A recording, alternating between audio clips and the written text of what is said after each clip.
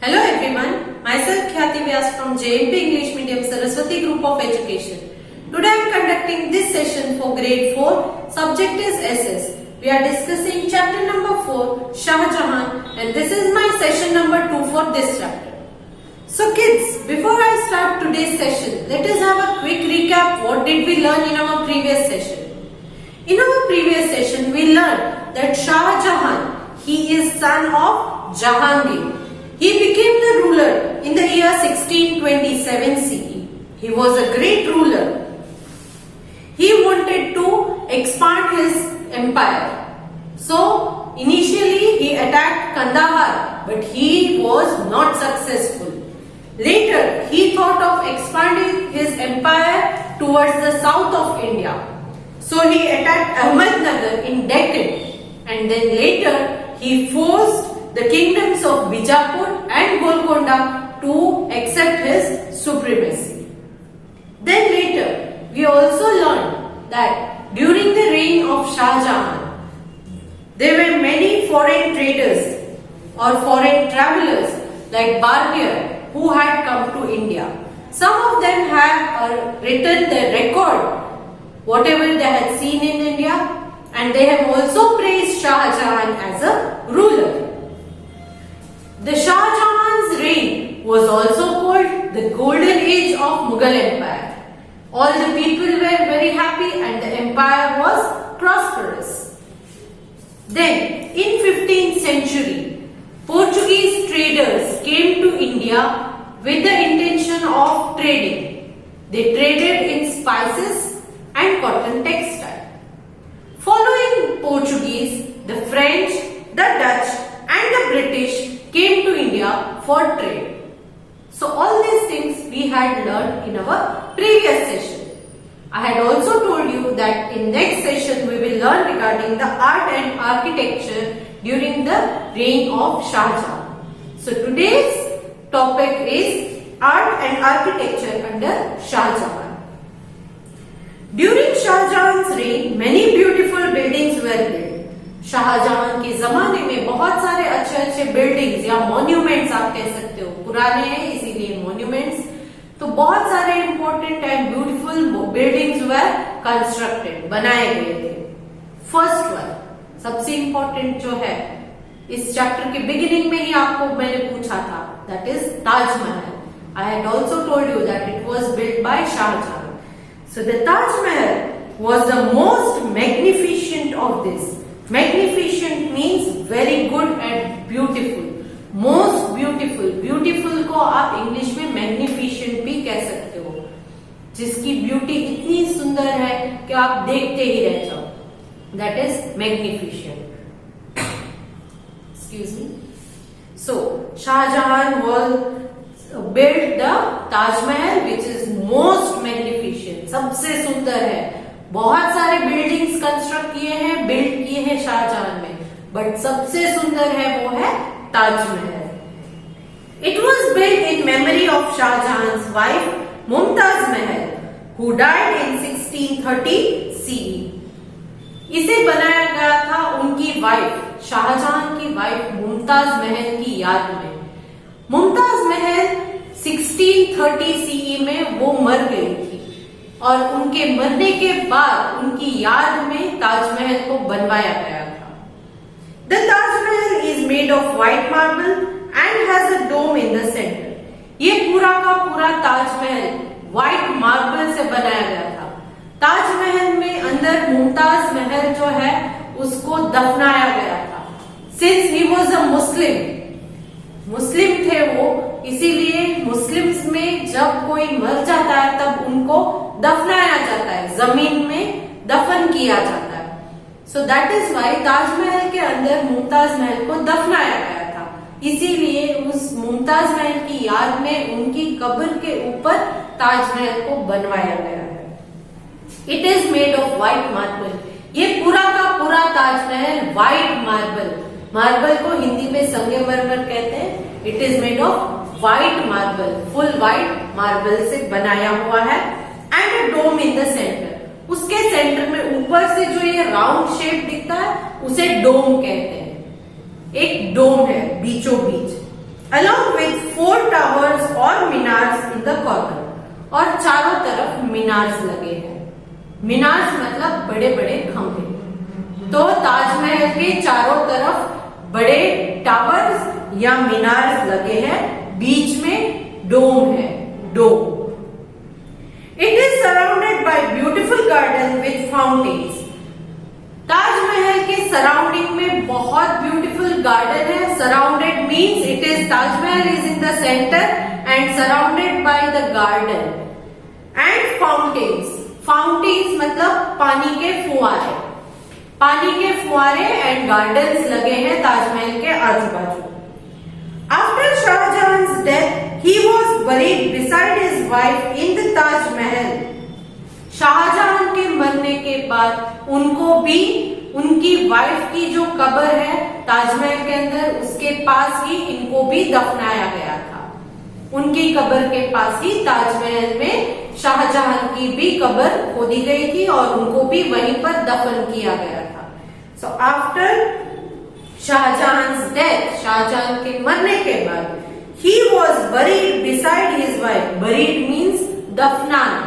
He was buried beside his wife. Beside means wife के बाजू में, in the Taj Mahal. Today, the Taj Mahal is being harmed by the growing air pollution and needs to be protected. और आज उस white marble से इस बने हुए खूबसूरत इस मैग्निफिशिएंट बिल्डिंग को बहुत डेंजर है, क्योंकि एयर पोल्यूशन की वजह से इसमें भी, इसकी खूबसूरती पर भी असर हो रही है। तो इसको प्रोटेक्ट करना बहुत जरूरी है। So today the Taj Mahal is being harmed by the growing air pollution and needs to be protected. Shah Jahan also built the red fort in Delhi. Taj Mahal के अलावा शाहजहां ने दिल्ली का रेड फोर्ट भी बनवाया था, for the emperor and the royal family to live in. ये red fort क्यों बनवाया गया था? For the emperor and the royal family to live in, यानी कि एम्परर और उनकी रॉयल फैमिली। एम्परर राजा की फैमिली को रॉयल फैमिली कहा जाता है। तो एम्परर को और उनकी फैमिली को रहने के लिए इस रेड फोर्ट को बनवाया गया था। The Diwan-i-Khas, listen to the pronunciation correctly. The Diwan-e-Khas and Diwan-e-Aam are impressive buildings inside the Red Fort. Red Fort के अंदर दो और चीजें हैं जो बहुत इंपॉर्टेंट है, that is दीवान-ए-खास and दीवान-ए-आम। ये बहुत इंपॉर्टेंट एंड इम्प्रेसिव मतलब देखने लायक जगह है। दीवान-ए-खास जो है वो किंग अपने मिनिस्टर से जब मुलाकात करते हैं for discussing the whatever related to administration, administration से रिलेटेड कुछ डिस्कशन करना है, तो किंग जब अपने मिनिस्टर से डिस्कस करते हैं तब दीवान-ए-खास में मुलाकात करते हैं। दीवान-ए-आम, आपको ये हिंदी वर्ड समझ में आ गया होगा, आम यानी आम लोगों से, कॉमन पीपल से डिस्कशन चाहिए तो वो दीवान-ए-आम में किया करते थे। After independence on 15th August every year, the Prime Minister of India unfurls the Indian flag at the Red Fort and gives a speech to the country. तो तब शाहजहां ने रेड फोर्ट को बनाया था emperor and his royal family को रहने के लिए। इसमें दो इंप्रेसिव चीजें हैं, वो है दीवान-ए-खास, Diwan-e-Aam.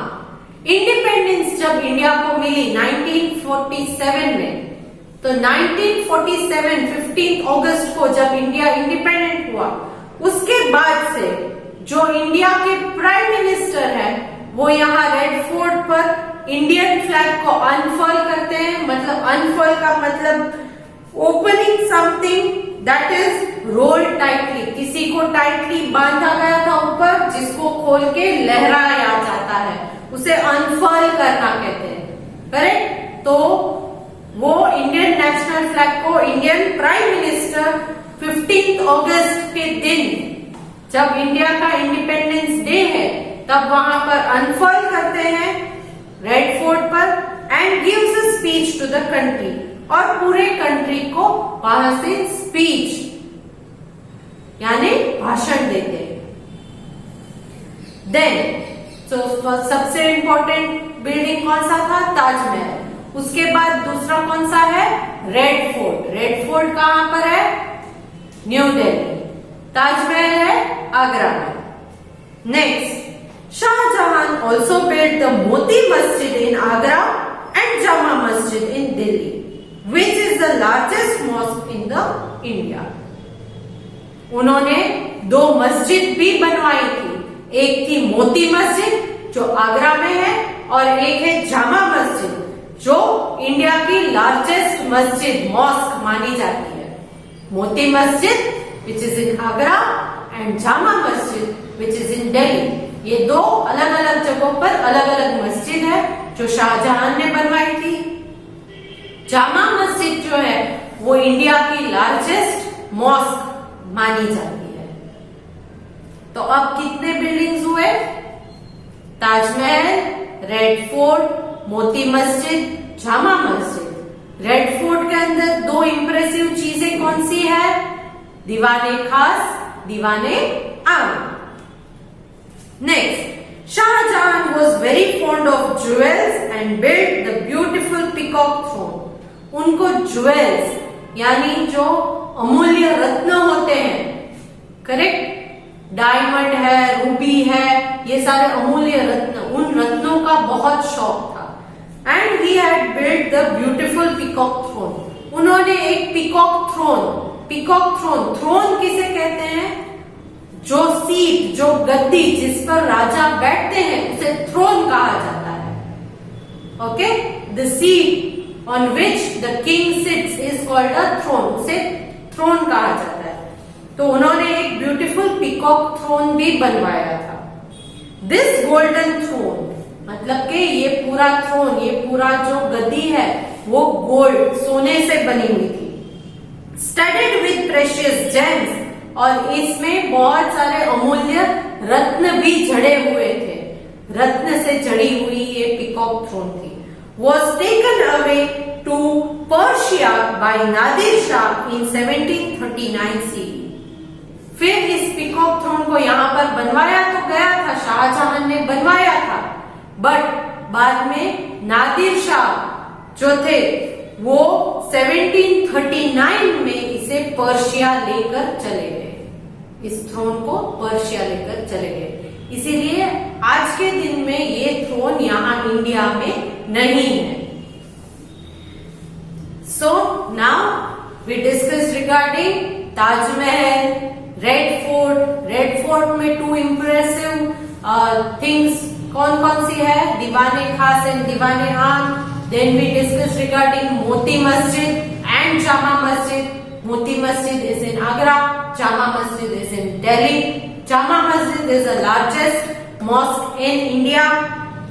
Then we talked about the Peacock Throne, which was taken away by Nadir Shah in 1739 CE to Persia. Now, Shahjahan loved splendor and gave a lot of support to poets. Splendor means grand and impressive beauty. उन्हें सब बहुत grand चाहिए, बहुत impressive, सामने वाला देखता रह जाए, इस तरह की ब्यूटी से उनको बहुत शौक था इस तरह की चीजों का कि जो मेरे पास है वो किसी और के पास नहीं होना चाहिए। तो he was loved by splendour and give lots of support to poets. इसीलिए उन्होंने पोएट्स यानी गीतकारों को बहुत सपोर्ट किया था।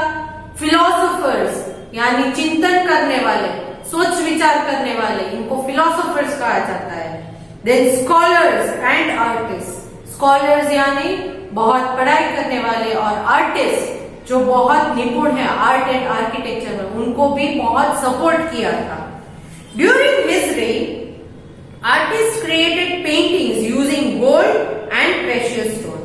इनके जमाने में आर्टिस्ट जो पेंटिंग्स बनाते थे वो सोने की पेंटिंग्स होती थी एंड प्रेशियस स्टोन, और इनमें बहुत सारे अमूल्य रत्नों को भी पेंटिंग में यूज किया जाता था। Many of these paintings were portraits of the ruler and other important people in the empire. इन सारे पेंटिंग्स में ज्यादातर पोर्ट्रेट्स यानी स्केचेस जो है उन पोर्ट्रेट्स को या तो रूलर का पोर्ट्रेट होता था या बाकी के इंपॉर्टेंट पीपल जो उनके एम्पायर में हैं उनके पोर्ट्रेट्स हुआ करते थे. However, Shahjahan's reign ended with a war. But Shahjahan का ये पूरा रेन, पूरा जमाना एक वॉर से खत्म हुआ, एक युद्ध से, लड़ाई से. In 1658 CE, his son Aurangzeb imprisoned him in the Agra fort and became the ruler of the Mughal Empire. 1658 CE में उन्हीं के बेटे औरंगजेब ने उनको आगरा के फोर्ट में कैद कर लिया था. इम्प्रिजन मीन्स प्रिजन में कैद करना, जेल में कैद कर लिया था. शाहजहां का बेटा था औरंगजेब और 1658 CE में औरंगजेब ने अपने ही पिता शाहजहां को आगरा फोर्ट के अंदर जो जेल थी, जो कैद खाना था, वहां पर कैद कर लिया था. And became the ruler of Mughal empire, और खुद मुगल एम्पायर का राजा बन गया. पिता थे, जिंदा थे, फिर भी पिता को जेल में कैद करके औरंगजेब खुद राजा बन गया. Shahjahan's daughter Jahanara cared for him in his last days. He died in 1666 CE. फिर शाहजहां की बेटी, उनका बेटा था औरंगजेब, जिसने अपने ही पिता को कैद कर लिया था आगरा फोर्ट के प्रिजन में. बट उनकी बेटी का नाम था जहानारा. जहानारा में जब लास्ट डेज थे तब उनके पिता की केयर की थी, उनका ध्यान रखा था. और 1666 CE में शाहजहां की डेथ हो गई. तो लास्ट डेज में वो अपनी बेटी जहानारा के केयर में थे. जहानारा उनकी बेटी, उनका ध्यान रखती थी लास्ट डेज में. उनका बेटा था, कौन था उनका बेटा? औरंगजेब. औरंगजेब ने क्या किया था? What did Aurangzeb do? He imprisoned his father. Imprison means to put him under the bars, behind the bars. Sorry, put him behind the bars. Jail में कैद कर लिया था. Aurangzeb had imprisoned his own father Shahjahan in the fort of Agra, and during his last days he was taken care by his daughter Jahanara, and he died in the year 1666 CE. So now they have asked you few questions. We have already completed the explanation part of this chapter. They have asked you, the Jama Masjid in Delhi is the dash mosque in India. Means it is the largest mosque. It is the largest mosque in India. Next, Shahjahan's daughter Dash cared for him. Shahjahan's daughter Jahanara. Jahanara. So, Shahjahan's daughter's name was Jahanara. So, here we come to the end of the explanation of this chapter. So, in this chapter we learned that Shahjahan became the ruler of the Mughal Empire in the year 1627 CE. This age, Shahjahan's age, was called the Golden Age of the Mughal Empire. He built many important and beautiful buildings like Taj Mahal, then Red Fort. In Red Fort there are two impressive things, that is Diwan-e-Khas, Diwan-e-Aam. Then he also built the Moti Masjid in Agra and the Jama Masjid, which is India's largest masjid. It is in Delhi. Then he had also built the Peacock Throne, which was made of gold and studded by precious gems. But Nadir Shah took this Peacock Throne to Persia. Then we learned regarding whatever Shahjahan was splendid about. He was he loved splendor, so he supported poets, philosophers, scholars, artists, etc. Then the artist did the painting using gold and precious stones. Then in the war, his reign came to an end in the war. His son Aurangzeb imprisoned him in the Agra fort, and during his last days, his daughter Jahanara took care of him, and in the year 1666 CE, he died. So in the next session, we will discuss the exercise given in the textbook, page number 293. Before that, I want you to go through the chapter once. Whatever I have taught in this session, please read all the things given in the textbook. If you are having any doubts, go through the video once again. Everything is clearly explained in the video. Okay? And next session, when I discuss the exercise, I want you all to be comfortable giving the answers. Along with this video, I am sending a PDF, that is worksheet based on the fill in the blanks. Hint box is provided to you in which I have given the options. You just have to read the blank, then go through the options given in the hint box. Whichever the appropriate answer, you will fill that answer in the blank given. Okay? Chalo. So let me take your leave now. Hope to see you good in the next session. Bye.